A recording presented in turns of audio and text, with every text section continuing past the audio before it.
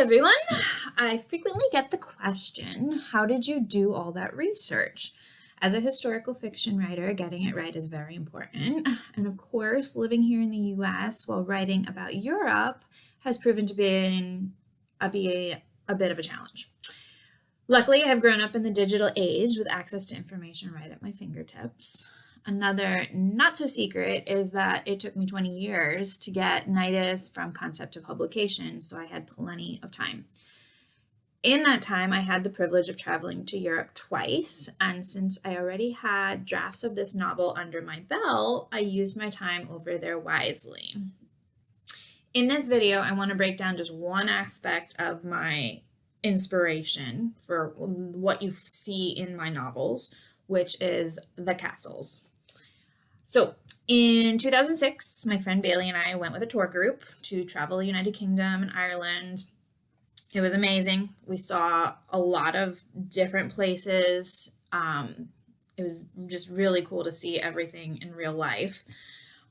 We started in London, and I guess you could say that the Tower of London was my first castle, which is a pretty good one to start with. The original White Tower was my favorite, probably because it was there in the time of my novel, which my novel is set in the late 12th century. The White Tower was built in the late 11th century, so it was already a century old and established, and you see it in real life. It's a beautiful structure. It's amazing what they could build even back centuries and centuries ago. I love seeing how the tower's defenses were built. I remember the door was partway up the wall, so they could pull the stairs away if they needed to. Within the castle, they have the original, well, maybe centuries old original floors, but they have them kind of protected with a tourist walkway, so you can see the original floors, but you're really not walking on them. And just seeing that in those thick planks was really neat. And then there was also the privies, which are built into the side of the castle wall. And then there's just a hole and then nature could just drop down. And it was just so interesting seeing all of these details in real life. At one point, I actually had the Tower of London worked into the book, and that actually got cut years and years ago because it just wasn't working. But it was a very inspiring location. My friend and I saw several other castles on that trip, little details of which have stuck out and I incorporated into my books. For one thing is these lead-paned windows. I mentioned those a couple different times. That was how they would do glass in those days because they couldn't cut big panes. They could only do little panes and put them together. The other alternative for a window was the archer slot. Now, this picture is of a church, but you still see that narrow window that you could defend your castle from if you needed to. There was also a lot of places that had narrow corridors, which were super fun to explore. And then there's the spiral staircases. These spiral staircases are a defense, by the way. Like if someone is trying to come up into the castle and attack, when they have to go up a spiral, you can really only fight one person at a time. Like it's not like a full-blown staircase where everybody can just keep kind of pushing up and everybody can be throwing their swords and arrows or whatever all at the same time. Like it forces the attacker to be one-on-one with whoever is at the top of the stair landing. I worked this into the book in Nidus. This is in chapter 46. This is when Alec and Eleanor are attacking Brunstein.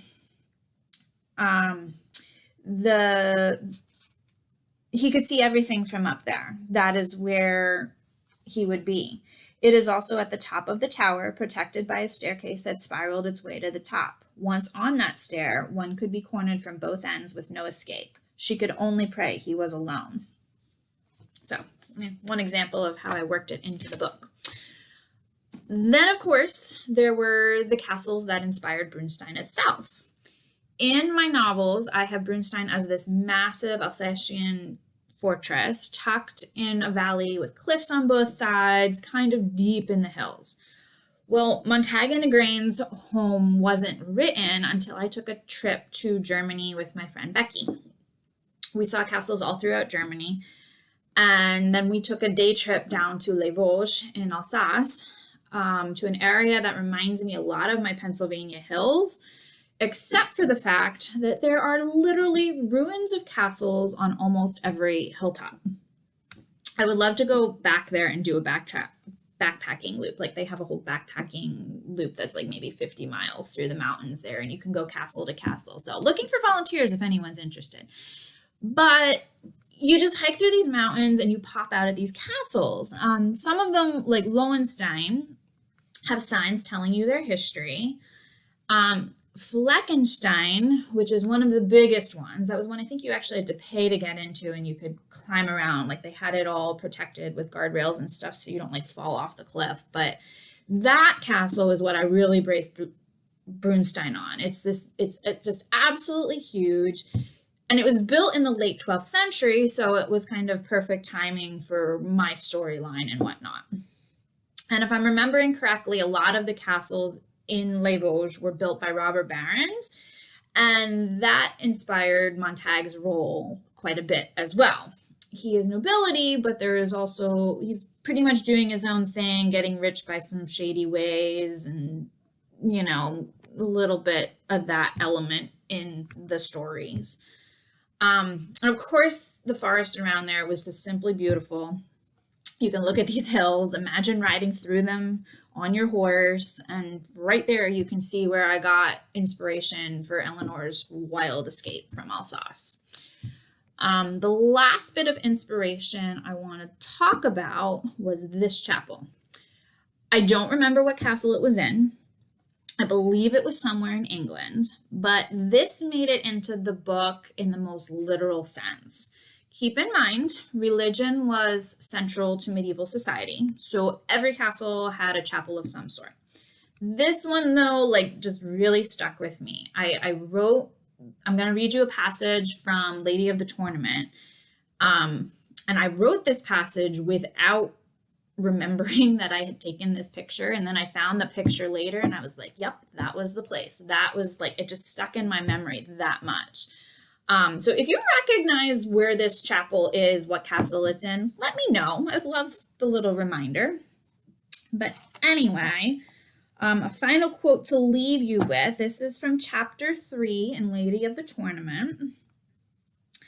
Igraine thanked him and headed that way. With relief, she opened the door to the little white stone chapel and saw Eleanor sitting on one of the benches. It was a pretty room, now golden pink tinged from the light of the sunrise. A stone altar with a crucifix hanging above it was in the center, with the room's rounded walls of carved stone arching up to a graceful dome over the center of the room.